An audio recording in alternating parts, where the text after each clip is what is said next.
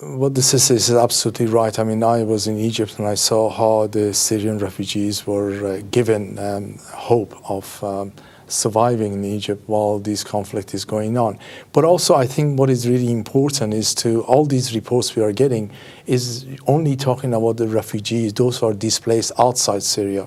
There is a huge number of internal refugees, and which are never counted. And if we count those, we are talking about 7 or 8 million people who are really desperate. And really the reality is that in Syria, no one is going to find a solution militarily. We have to find a political solution, because every person, every child which is dying, doesn't matter with whose bullet, are actually Syrian and are future of Syria. If I could very briefly ask you before we do move on, Ala, you mentioned Palestine there. We know that Turkey have announced some funding we know that tunnels have been closed down as a result of the military coup in Egypt. So access to funds, access to needed fuel in the country has been really, really regimented. Turkey has announced some funds, but is this going to be enough? The UN have said this is only going to last for a short while. Masoud? No, it's not really enough. And also, I don't think really is an issue of just fuel. There is a huge need in Gaza and by Palestinians, and it really shocks me that no one really seems to care anymore for Gaza. We are hearing a lot about Syria and everybody talks about it, but as regards Palestinian, it's almost like they're forgotten. As regards Kashmir, no one talks about it, and these people are also starving and being under the oppression of Israelis, and more needs to be done by international community and the Muslim world. Just a final comment from you, Ala. The overbearing effects of the regime in Egypt, the tunnels being closed down, Palestine. Of course, the tunnels being closed down, and Turkey have promised to send more fuel, but it's not allowed. They've closed the Rafah border. Nothing is going in, nothing is coming out. So people are actually living in the biggest open prison in the world. And what we need to see is the end to the military dictatorship in Egypt, the end of this coup. And the only way out of this is to go back to democracy that will see everyone living in freedom and they're able to exercise their basic human rights in Egypt and in the region as well. Now, there is a lot we could continue to discuss here, but unfortunately we do have to move on now. Throughout the month, lots of organisations have been going up and down the country to raise awareness of Islamophobia in Britain. With a little more on this, here's Rayan Clementson. As Islamophobia Awareness Month comes to an end in Britain, the concept of Islamophobia and what it means to the Muslims on the ground remains. Sheikh Haytham al-Haddad spoke to us about some of the things that concern him as a religious scholar in the country. When the extreme far-right media outlets attack any Muslim speaker or Muslim personality, you will find that the security services immediately respond to this.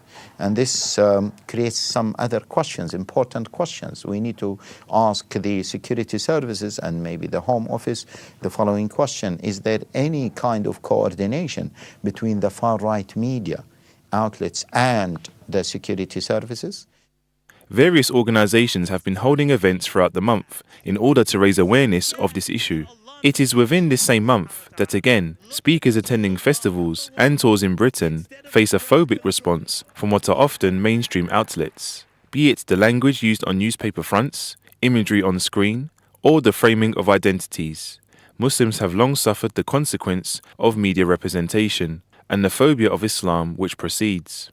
The far-right media is just a group of people, maybe 5, 6, and they just provoke or motivate others to write. At the end of the day, Muslims will respect their scholars, their leaders. And if they see that their leaders are treated in this humiliating way, then this will create kind of tension between them and the state. The sense of belonging that we always talk about, that our children, our youngsters, ourselves, as British citizens should feel towards our government, that will diminish. And by time, that will create other problems.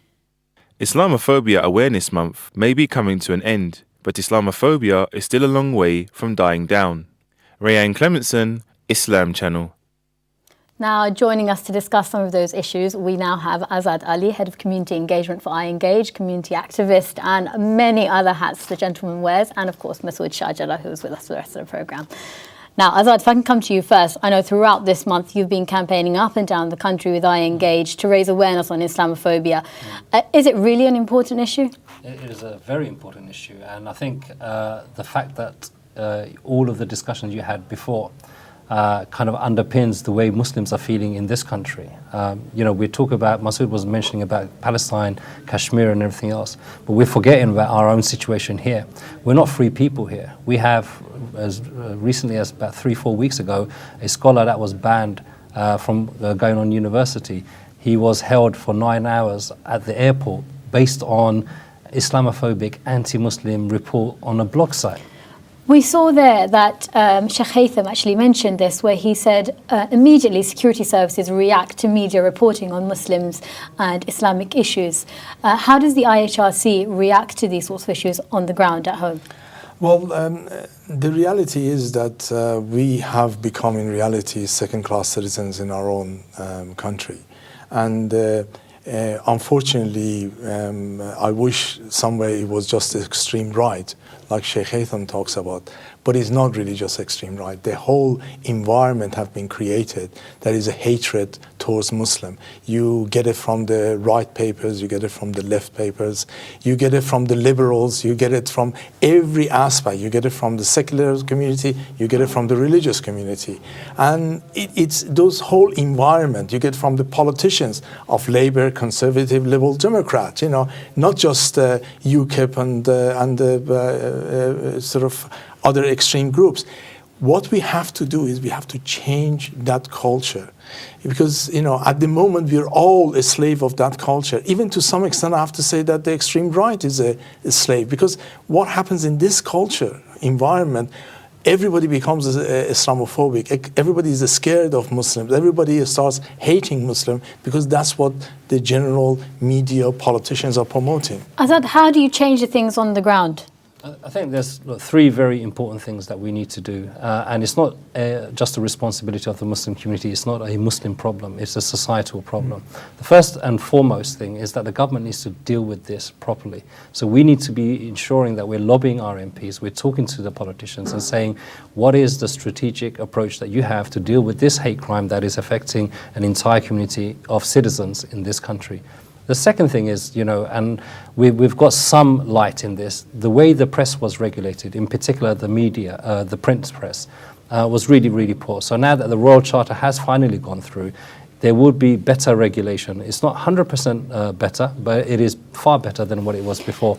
And this would hopefully stop a lot of the demonization that is taking place, because that's what kind of creates the mood and the environment for the hatred to flourish. Do you think the Leveson inquiry had an impact? No, because Islam and Muslims were not even mentioned really. Very minute.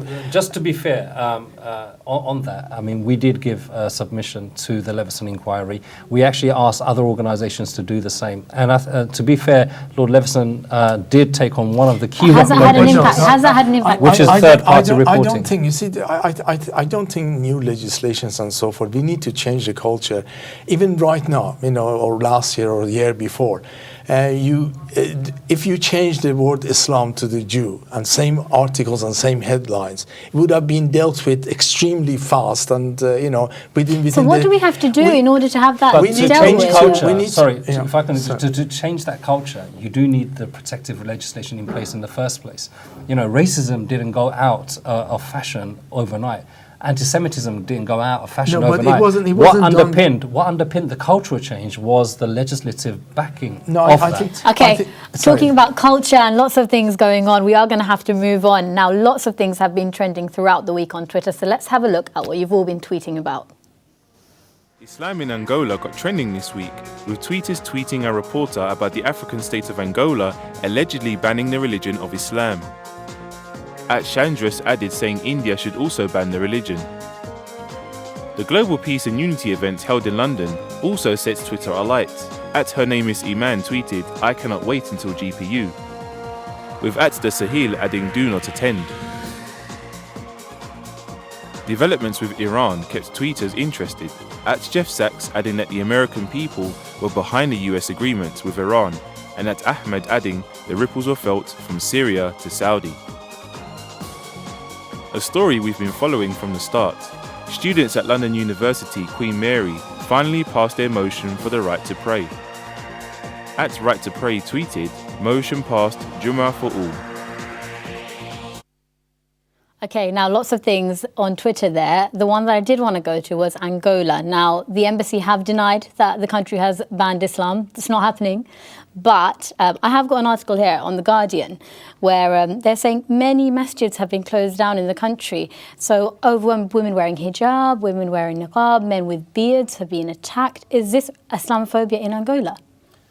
Well, we got involved in this story from the beginning, and for the last few days we've been trying to actually make sense of what is happening. It seems to be quite clearly not something that openly and publicly Angolan government has done, which was reported originally that it's been sort of ban Islam officially and so forth. It's not that. And what it seems to be that some sort of level of discrimination. But really it's very difficult to get to the bottom of this because you get confusing sort of a statement. People are being called by media and saying, have you got a comment regarding banning Islam? So people from Washington, London and everyone else, they're making comment on it. But the reality of what is happening, we're still trying to investigate on what level this discrimination is. Azad, this sort of overblown reaction, exaggeration, isn't that detrimental to what's actually going on? It is. Crying wolf is very dangerous, and it was good to see actually many scholars, including Mufti Menk actually, who tweeted and said that this story is not true. Angola has not banned Islam. So unfortunately, social media. This is one of the downsides of it, is that you can very quickly spread a rumor. Okay, guys, I am going to have to leave it there now. Unfortunately, that is all we've got time for this evening. I want to thank all of my guests, Azad, Masood and Sister Ala, for joining us. And to join in the conversation, get tweeting using #TheReport.